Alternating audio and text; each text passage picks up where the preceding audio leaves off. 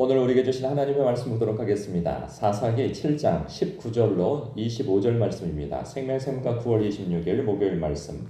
미디안을 추격하였더라. 함께 읽겠습니다. 기드온과 그와 함께 한 100명이 이경초에 진영 근처에 이른즉 바로 파수꾼들을 교대한 때라. 그들이 나팔을 불며 손에 가졌던 항아리를 부수니라.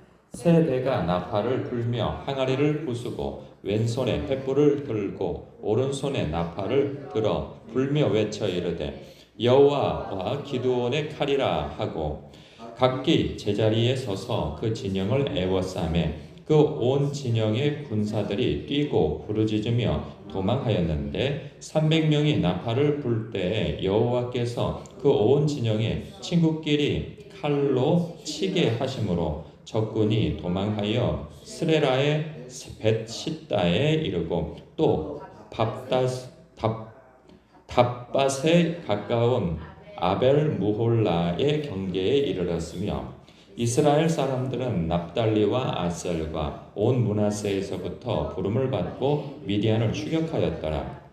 기드온이 사자들을 보내서 에브라임 온 산지로 두루 다니게 하여 이르기를 내려와서 미디안을 치고 그들을 앞질러 벳바라와 요단 강에 이르는 수로를 점령하라 하매 이에 에브라임 사람들이 다 모여 벳바라와 요단 강에 이르는 수로를 점령하고 또 미디안의 두 방백 오렙과 스웹을 사로잡아 오렙은 오렙 바위에서 죽이고 스웹은 스웹 포도를 틀에서 죽이고 미디안을 추격하였고 오렙과 스웹의 머리를 요단강 건너편에서 기드온에게 가져왔더라. 아멘.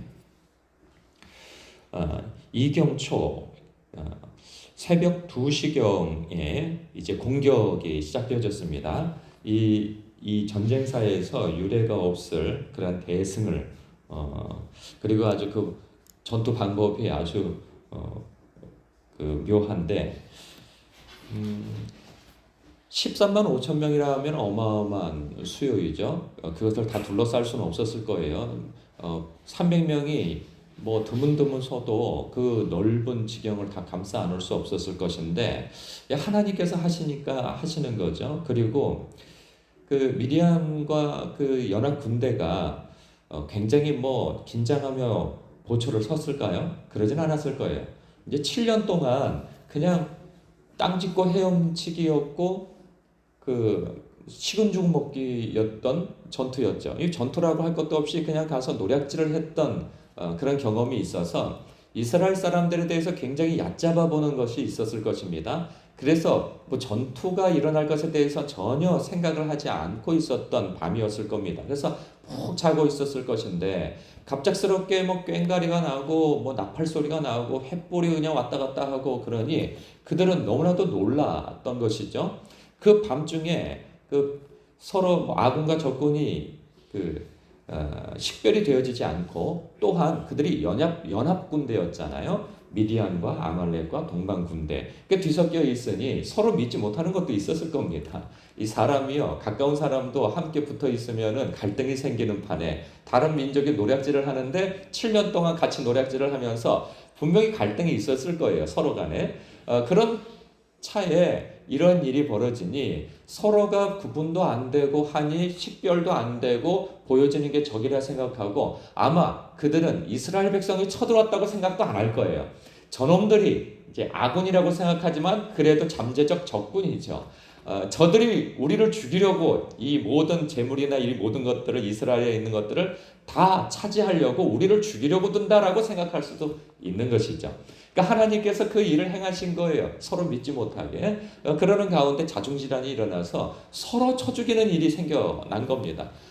이스라엘 지경에서는 단 한 사람도 전사자가 없고 부상자도 없을 정도로 자기들끼리 싸워서 완전히 그 박살이 나게 되어진 거죠. 이때 적들이 도망치는 것을 그냥 내버려 두질 않습니다.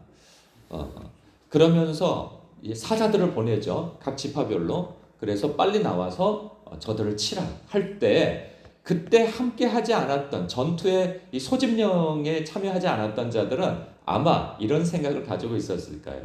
상황이 좋아지면 우리가 가서 참전하겠다. 이제 아마 그런 계산 속에 있었던가 봅니다. 그런데 상황이 좋아졌다고 하는 것에 대한 그런 소식을 듣고 아마 바로 반응하여 나아가서 추적을 하여 잡았던 것이죠. 그래서 적들의 수장들을 이 에브라임이 다 사로잡아서 죽이고 그리고 난 다음에 그 전리품을 이제 중앙으로 가져왔다는 것이죠. 오늘 이 말씀을 보면서 우리가 깨닫게 되어지는 것, 이 묵상할 포인트가 무엇일까? 이것은요, 하나님이 하시면 승리한다는 거예요. 그러니까 이 사사기에서 보여주려고 하는 것은 무엇이냐? 이스라엘 백성들이 하나님을 의지하지 아니하고 우상을 의지한다는 거예요. 그러니까 오늘날 이런 사람이 있겠느냐? 아니 예수님을 믿으면서 점집도 나들고 뭐 그런 사람이 있겠느냐? 우리 그런 생각이 들 거예요. 우리 가운데 그런 사람은 없다고 우리는 믿는 거죠. 근데 저는 어제 놀라운 광경을 하나 봤어요. 뭐냐면 이 상담 프로를 봤단 말이에요. 어제 상담 프로를 하나 봤는데 그 상담 프로에서 한 여자분이, 젊은 여자분이에요. 상대적으로 한 40대나 될까? 그런데 그 아들 때문에 이제 상담을 하는 거예요. 그 상담을 하는데 이런 얘기를 하는 거예요. 그 점집에를 아들이 하도 속을 썩여서 점집을 갔다는 거예요. 점집을 이렇게 다니는 점집이 있는데 그 도련님이라고 그러더라고요. 도령이라고 그러더라고요. 그 점집에 그 도령님이 그렇다. 도련님인데 거기 자주 가는데, 그런데 답답해서 거기를 다니고 있는데 또 주일에는 교회를 갔더니 목사님이 그런 말씀을 하더라는 거예요. 어떻게 내 마음을 혹시 꿰뚫어 봤는지 요즘에도 점집을 다니는 사람이 있냐고. 그래서 마음에 심이 찔렸다고 그런 얘기를 하는 거예요. 그러니까 자기가 어떤 사람, 제가 점집을 다니지만 그래도 제가 교인입니다. 또 이렇게 밝히더라고요, 거기서. 진짜 깜짝 놀랐어요. 거기 믿지 않는 사람들이 굉장히 앉아있는데 그 사람들이 다 웃는 거예요. 그 광경이 재밌는 거죠. 그런데 이게 재미난 일입니까? 정말 기가 막힌 일인 거죠. 이 부끄러움도 몰라요. 부끄러움도 모르고 그것이 얼마나 심각한 일인지도 모르고 자기가 교회를 다녔다는 거죠. 근데 그 아들을 위해서 그 점집을 다닌다고 하는데 그 아들도 곁에 있어요. 그럼 그 엄마는 도대체 그 아들에게 무슨 신앙심을 심겨줄까? 저는 도무지 이해할 수가 없는 그런 모습이었어요.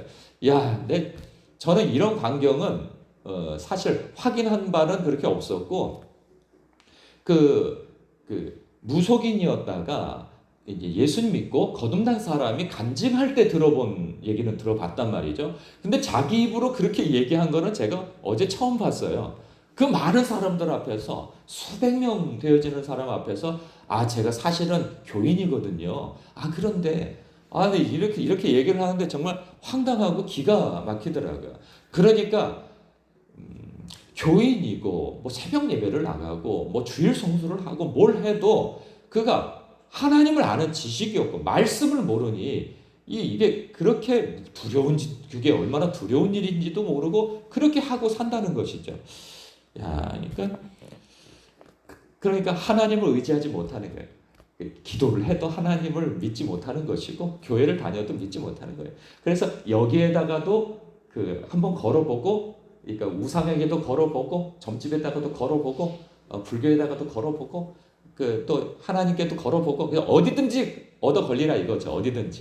어디든지 얻어 걸리면 그게 내게 복이 되지 않겠느냐. 이제 이런 사고를 누가 가지고 있느냐? 이스라엘 백성이 가지고 있다는 거죠.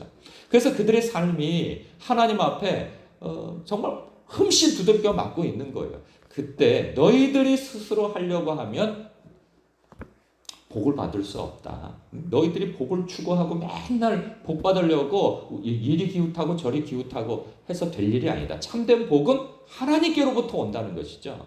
그러니 너희들 의지할 자를 의지하라는 거죠. 그래서 하나님께서 그 본보기를 보여주시는 거예요. 이 전쟁을 경험하지 못한 세대들에게 하나님을 의지하면 하나님께서 어떻게 역사해 주시는가를 그들에게 여실히 보여주려고 이러한 전투를 치러주시는 것이죠. 그냥 땅 짚고 헤엄치기고 그리고 식은 죽 먹기로 이기는 이런 전투가 어디 있습니까?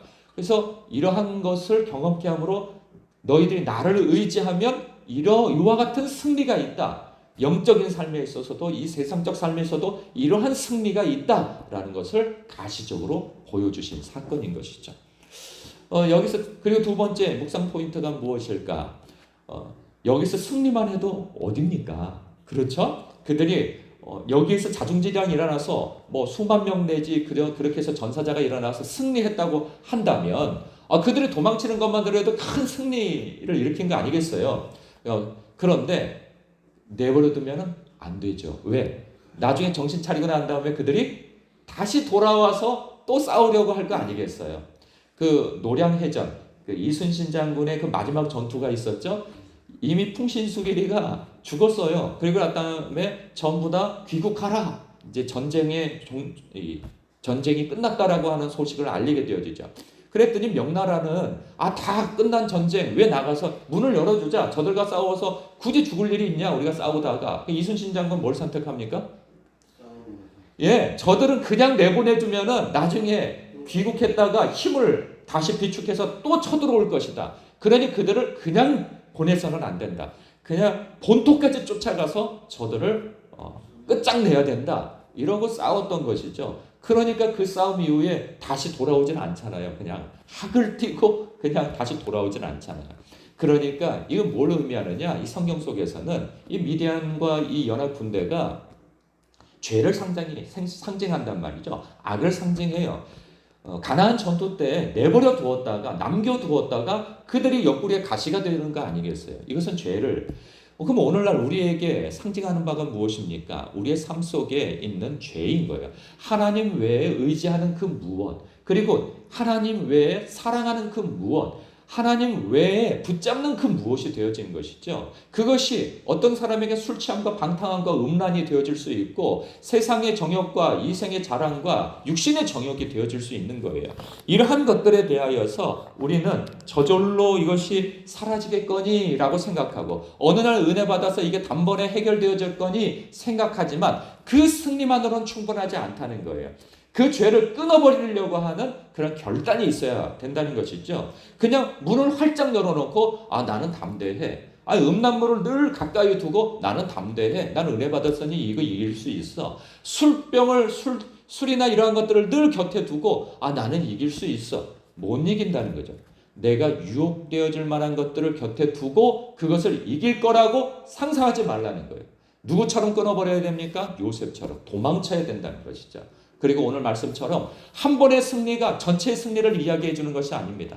우리가 기도하다가 어느 날 은혜 받아서 영적인 승리에 도취되어져서 그 자신감으로 나는 이제 다시 넘어지지 않을 거야. 그렇지 않습니다. 우리는 넘어졌던 자리에서 또 유혹을 받고 또 넘어질 기회가 만판 깔려 있어요.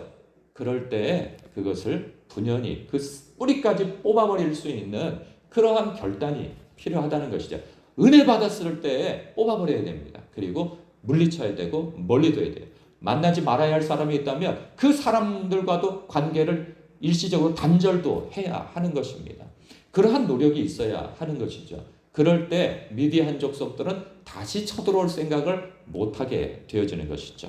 오늘 이 말씀이 여러분들에게 이 두 가지를 묵상할 수 있기를 그리고 붙들고 기도할 수 있기를 바랍니다. 오직 주만 바라야 되겠구나 라는 것과 죄가 있는 것에 대해서 이것을 분연히 끊어버리고 내게서 멀리 둬야 하겠구나. 한 번의 승리가 영원한 승리가 아니구나 라는 것을 인식하고 그런 죄를 끊어버리는 그런 결단까지 있으시기를 주님